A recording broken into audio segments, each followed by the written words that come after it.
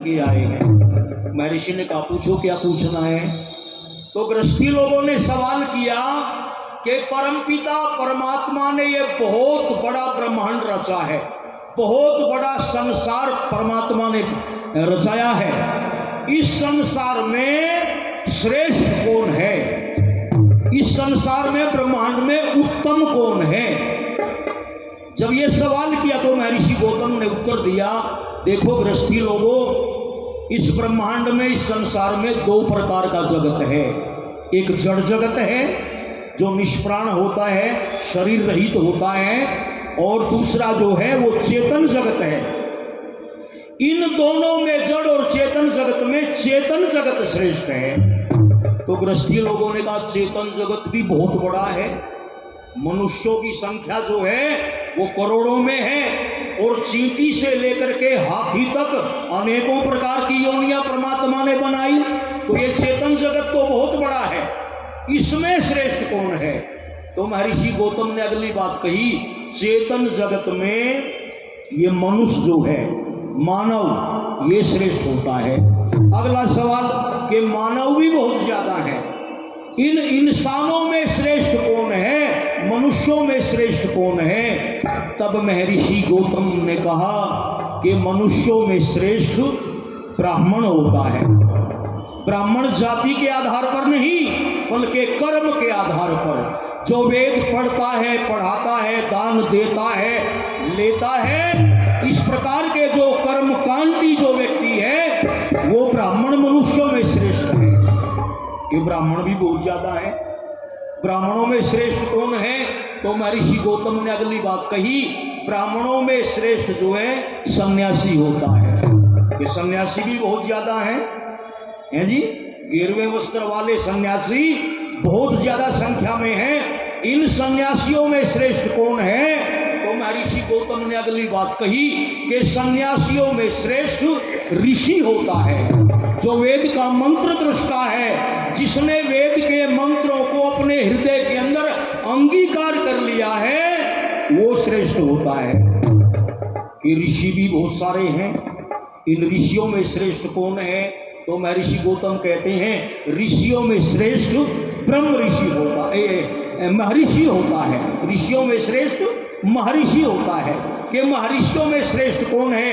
तो अंतिम बात कही, महर्षियों में श्रेष्ठ जो है ब्रह्म ऋषि होता है, जो केवल और केवल ब्रह्म का ही चिंतन करता है, जो केवल और केवल परमात्मा की उपासना करता है, ईश्वर की भक्ति करता है, वो श्रेष्ठ होता है। यहां आकर के महर्षि गौतम रुक गए। तो गृहस्थी लोगों ने कहा महाराज, आपने श्रेष्ठों की एक बहुत लंबी श्रृंखला बता दी, क्या ब्रह्म ऋषि से भी श्रेष्ठ कोई इस जगत में है। तो महर्षि गौतम ने अंतिम बात कही, हाँ, ये ब्रह्म ऋषि लोग जिस ब्रह्म का चिंतन करते हैं, जिस परमात्मा का ध्यान करते हैं, अरे अति श्रेष्ठ और सर्वश्रेष्ठ वो परमात्मा ही है।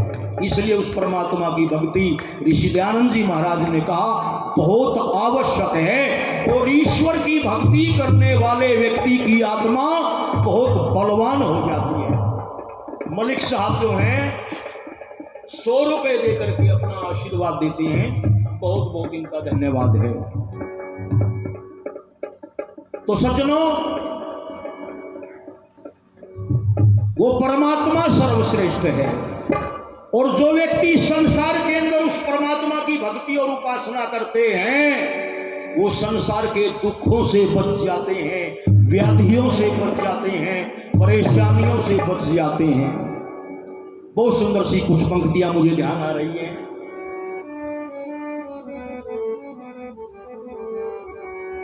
कि जगत में चिंता मिटी उन्हीं की, शरण प्रभु की जो आ गए। जगत में चिंता मिटी उन्हीं की, शरण में तेरी जो आ गए। वही तो जग में हरे भरे, वही तो जग में हरे